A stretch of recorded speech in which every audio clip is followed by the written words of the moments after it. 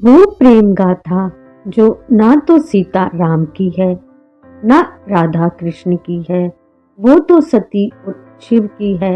उपन्यास और फिल्मी दुनिया ने तो गरीब नायक और अमीर नायिका के फार्मूले को बहुत बाद में समझा, मगर शिव सती ने तो ईसा से हजारों वर्ष पूर्व इसे जीवंत किया।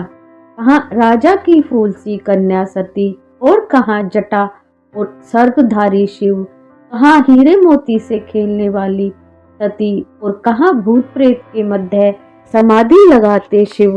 इस लव स्टोरी में कोई हिंसा नहीं हुई, नायक नायिका ने किसी का अपमान नहीं किया, किसी को कोई चोट नहीं पहुंचाई, और जो हुआ वो तो सब कुछ अकल्पनीय था।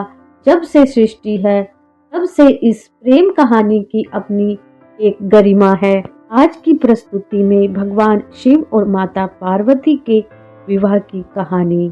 नमस्कार दोस्तों, मधुर सरस चैनल पर आपका स्वागत है। अजब गजब विवाह। महलों के बीच सेना से सुरक्षित सती और कहाँ कैलाश से मरघट तक तांडव करते शिव, दोनों का कोई मैच ही नहीं था। आज का युग होता तो गॉसिप का बाजार गर्म हो जाता, पर सती को शिव में कुछ भा गया। वो रहस्य जान गई कि आरंभ भी शिव है और अंत भी, सृष्टि भी शिव है और संहार भी, भक्ति भी शिव है और शक्ति भी। अमीर नायिका ने दो तरफा जंग लड़ी। एक तरफ नायक को मनाने के लिए माता ने कठिन तपस्या की और दूसरी तरफ पिता से विरोध पर उतर आई। नायिका चाहती तो देवता या राजकुमार मिल जाता, पर उसे तो फक्कड़ शिव में आनंद आ रहा था। राजा पिता अपनी कोमल बच्ची को समझा ना पाए, जिससे तीनों लोकों में कोई झुका ना पाया। उस नायक शिव को भी नायिका सती के प्रेम ने पिघला दिया। महाकाल के बंजारे जीवन को संवारने वाली माता पार्वती, सती का पुनर्जन्म आ चुकी थी। इस लव कम अरेंज मैरिज की बारात भी ऐसी थी जिसे कुछ भी ना पाया। जब सोने के महल में बारात पहुंची तो दामाद की पहली झलक देख सास बेहोश हो गई। शिव के बाराती देख सुध बुध खो बैठी। किसी का सिर नहीं, किसी का शरीर नहीं, कोई भूत था कोई असुर। ऐसा बाराती आया कि सब गश खा खा कर गिरने लगे। सोचिए, दूल्हा घोड़ी या रथ की जगह बैल पर चढ़कर आया। शादी की शेरवानी नहीं, हाल ओढ़े था, तो मेकअप तो क्या होता।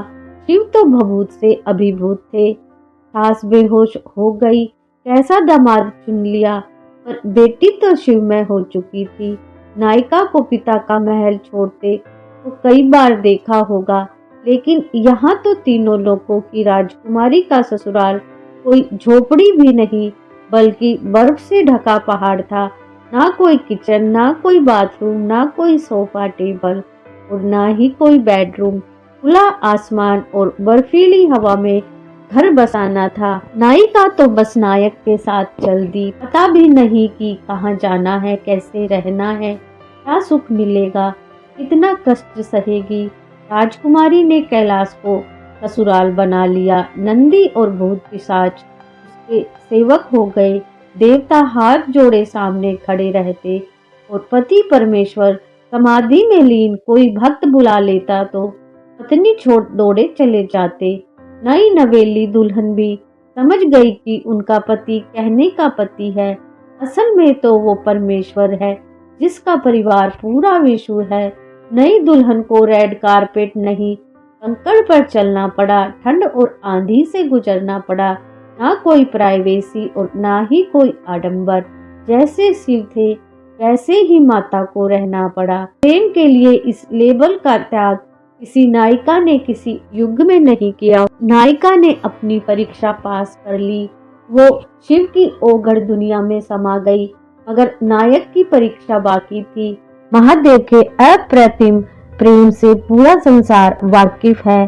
कहते हैं कि उनके आगे प्रेम की प्रकाष्ठा भी छोटी महसूस होने लगी है। कई ऐसे पौराणिक किस्से भी सुनने को मिलते हैं जहां देवी देवताओं ने स्वयं भोलेनाथ के प्रेम को असीम और अनन्य बताया है। शायद इसकी वजह यह है कि महादेव ने मां पार्वती को अपने आधे अंग पर स्थान दिया और स्वयं अर्धनारीश्वर कहलाए। महाशिवरात्रि के पवित्र मौके पर आपको हार्दिक शुभकामनाएं। वीडियो को लाइक शेयर करें, चैनल को सब्सक्राइब करें। Thank you for watching.